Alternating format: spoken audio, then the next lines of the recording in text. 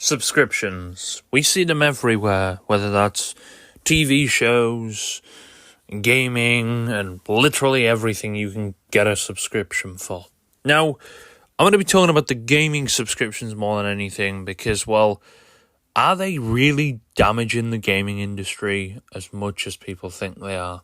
Now, a subscription essentially is you pay a monthly fee, whether that be, let's just use an example, $10. You pay, say, $10 a month for something in return. Normally, say, a bunch of things in return. Whether that you can get pretty much anything on a subscription, like I said. But with games, you pay, I think, for Xbox, it's like $15 a month. For Game Pass Ultimate, you get a huge catalogue of games. You can use that subscription on PC and console. And you can get a huge catalogue of, again, the EA games. There are a few Ubisoft titles on there and stuff like that. Same with PlayStation Plus Extra.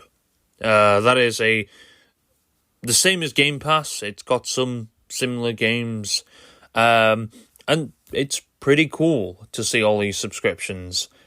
But what impact are they actually having on the developers? And, well, are they stupid and are they ruining it? Well, I don't think they're doing anything for PlayStation bad. PlayStation, again, they've got a lot of players. I'm sure most of the people, though, are subscribed to PlayStation Plus, normal PlayStation Plus, and same on Xbox, because a lot of people don't maybe see the advantages to Game Pass in that sense. So they're just like, okay. And you still have to pay a subscription on console to access the online services, which still people complain about, and I guess that's rightfully so. Over the years, it's definitely gotten a lot weird to be paying for online. Now, Game Pass, I don't think is failing. I hear a lot of people saying it's failing. It isn't doing well for Microsoft and stuff like this. Now, if I'm right in saying Game Pass launched in early 2017, and I remember when it came out, and it wasn't big. It was very small. I don't think they charged a lot then. I can't remember how much it was, but it wasn't called Game Pass Ultimate, I don't think. And I think there was 2 Game Passes.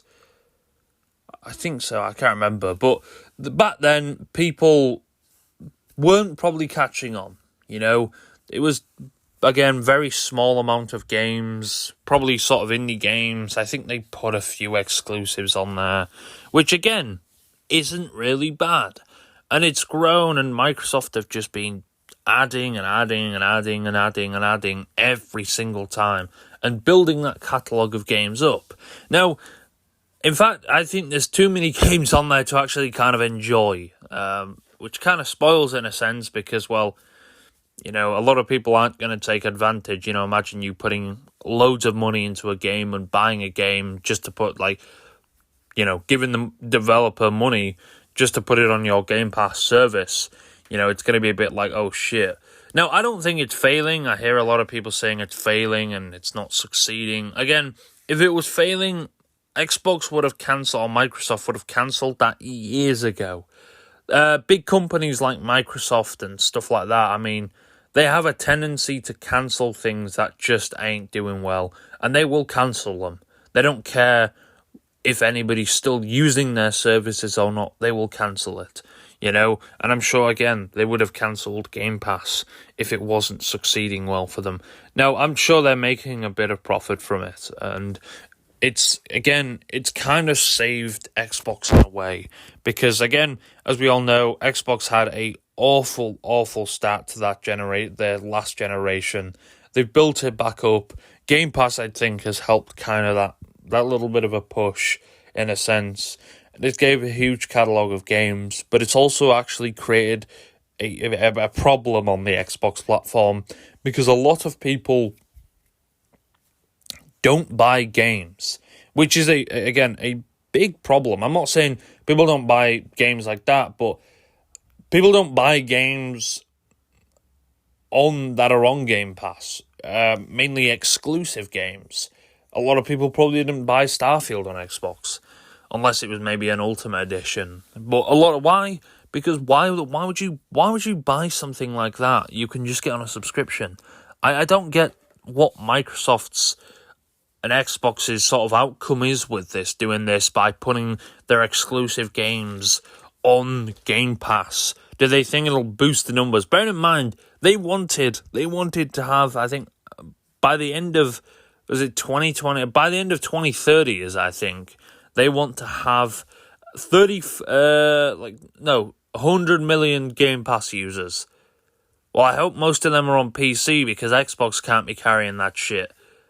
You know, I get it. A lot of people probably do have game. I think 2, 3, 4 million people have Game Pass on PC, which again, if we're looking at PC numbers, it's not really great. You know, they need to branch out more, and I don't, to be honest, I don't think people are going to buy Game Pass on PC, in my honest opinion. Maybe a few people, if they find a game they like, maybe they use it for exclusives and stuff like that. But other than that, I don't really think you're going to convince the PC community to go on and buy a subscription against their very negative subscription, that community. They really hate subscriptions, so I'm not very surprised if you're not going to get people on PC to buy the Game Pass Ultimate. But it is cool to have it on PC as well. I mean, although they kind of have made the Xbox pointless. Because what is the point of having an Xbox when you can have Game Pass on PC?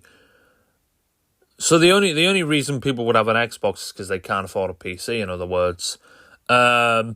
Because, well, again, if your sole reason for having it is for exclusives, you could have bought a PC, and you get a wider catalogue of games as well. But you can also get Game Pass on there if you really want the exclusive. You know, I don't know, and you also get your achievements through there as well, which is also pretty cool.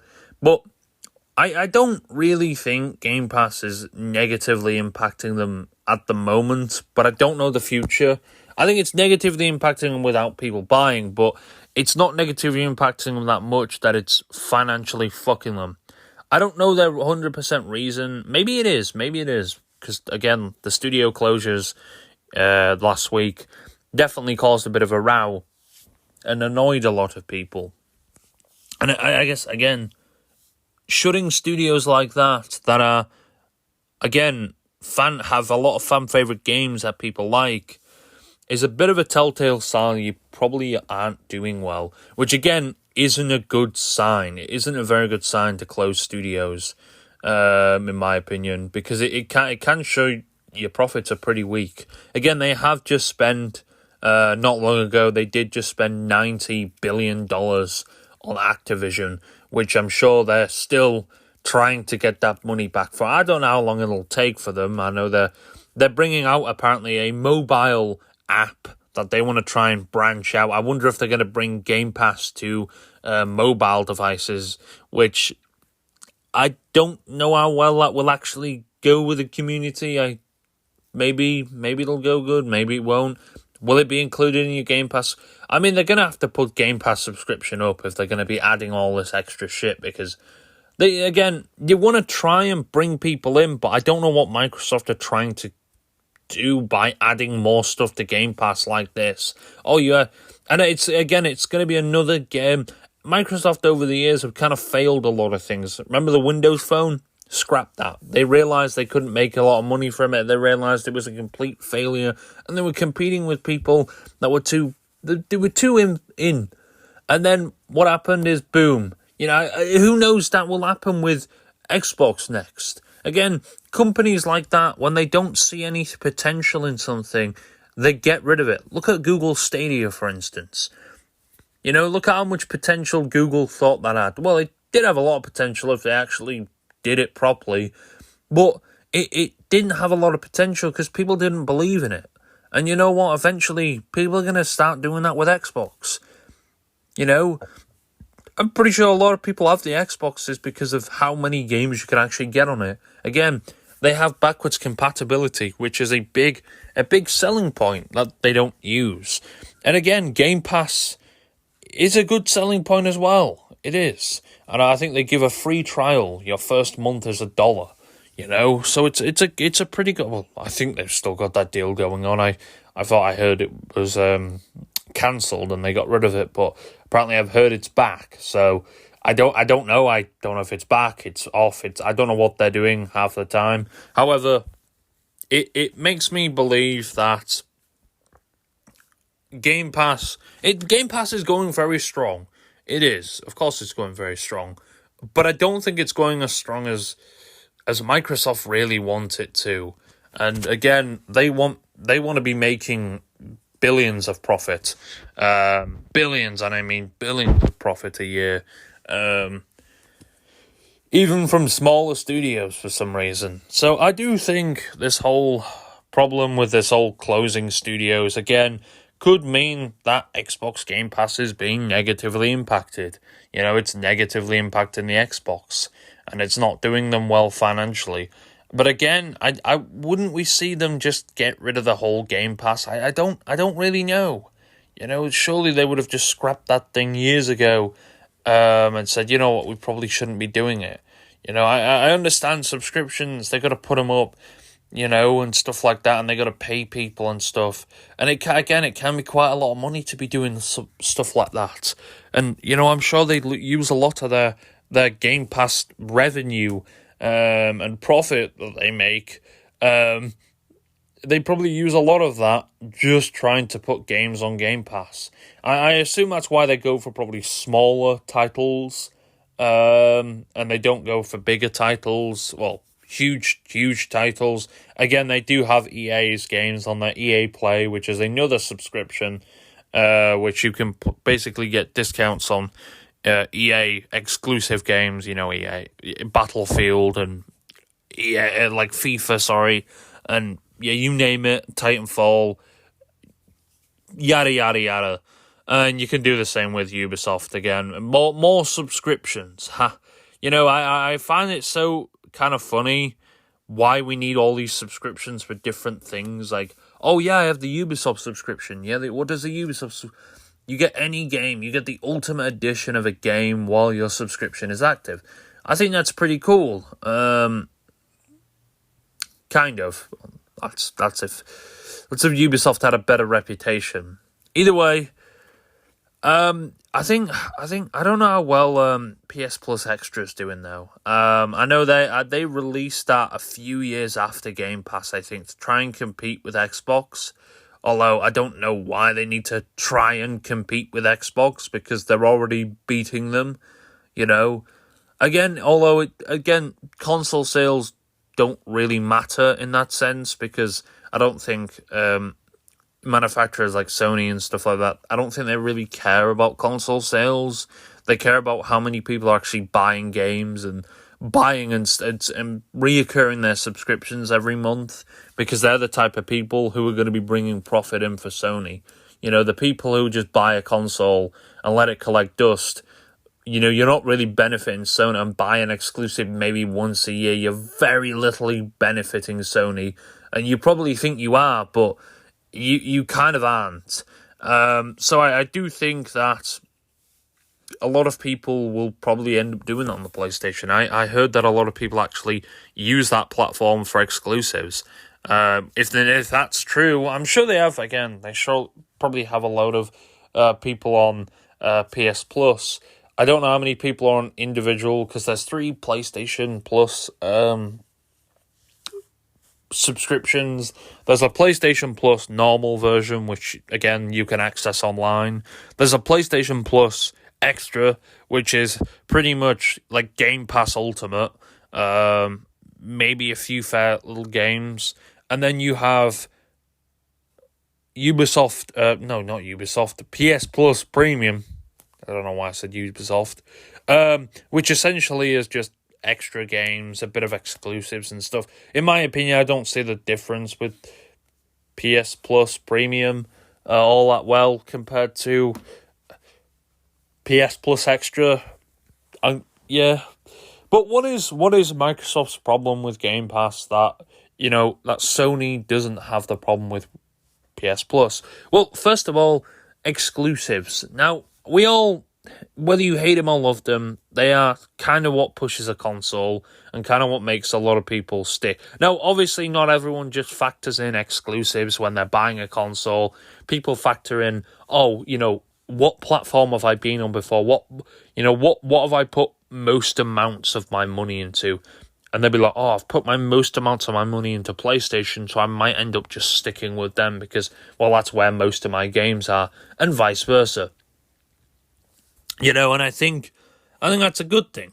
I think that's a good thing, sticking to the console that you put your money into. But, again, PlayStation are pretty smart in doing this. They don't put their subscription, they don't put their exclusive, on their subscription services, which again makes people buy the exclusives, something that they don't seem to be doing on Xbox, which in my opinion isn't a great thing. The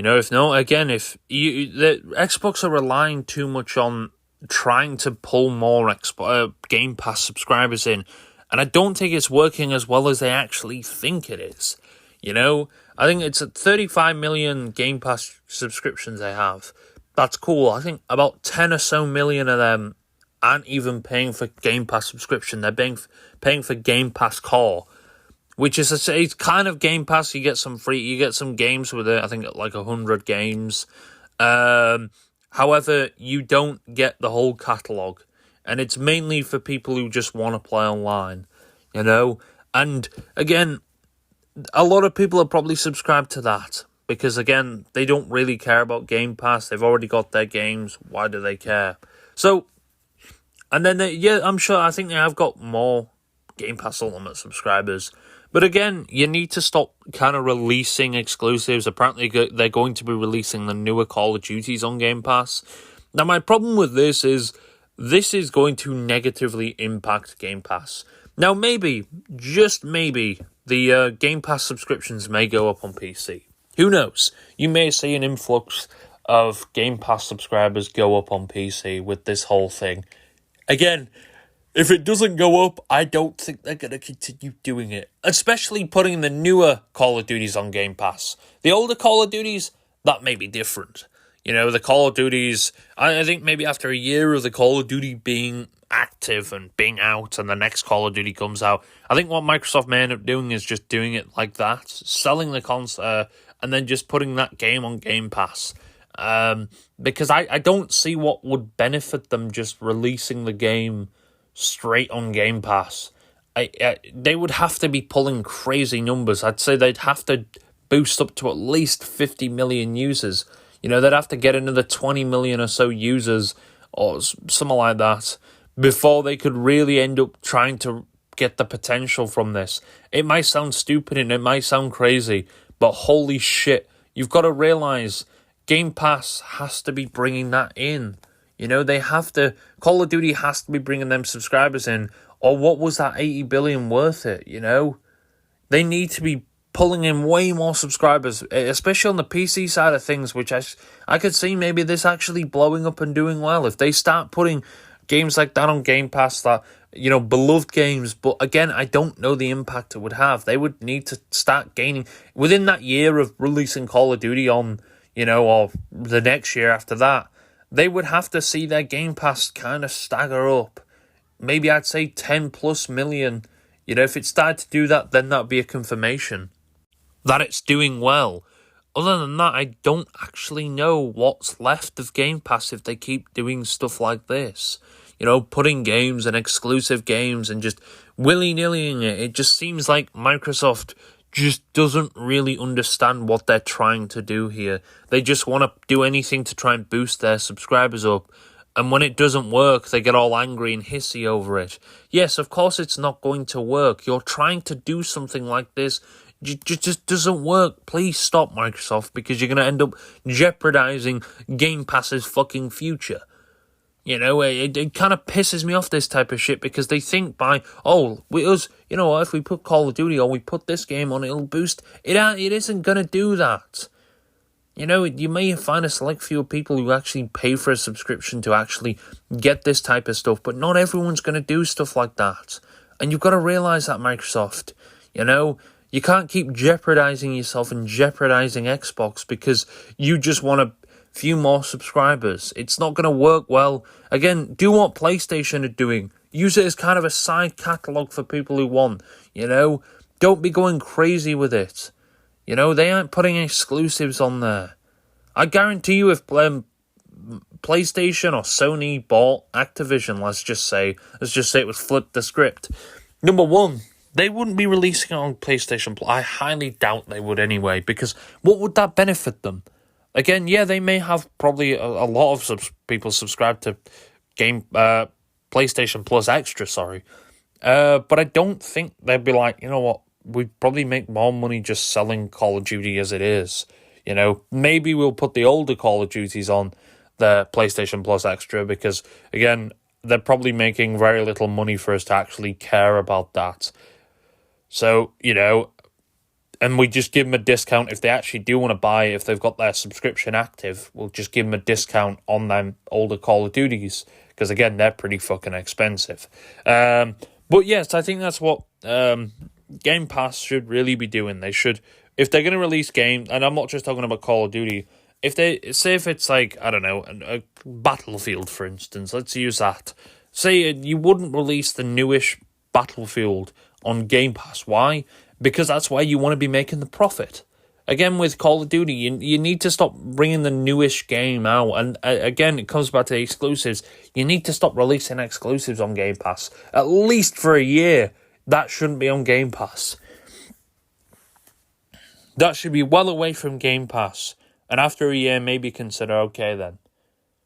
But it's not helping your subscriptions out any way or shape or form. You projected 100 million. You're only at 30-something million. Which is still a lot, of course. But your projection is way off if you're going to keep doing this sort of stuff. You want to grow Game Pass. And again, you don't want to make Game Pass, Xbox reliant on Game Pass, which I feel like it is at the moment. Again, if you have a subscription that's a console that's relying on a subscription service, I don't think it's going to do well. But that's me, anyway.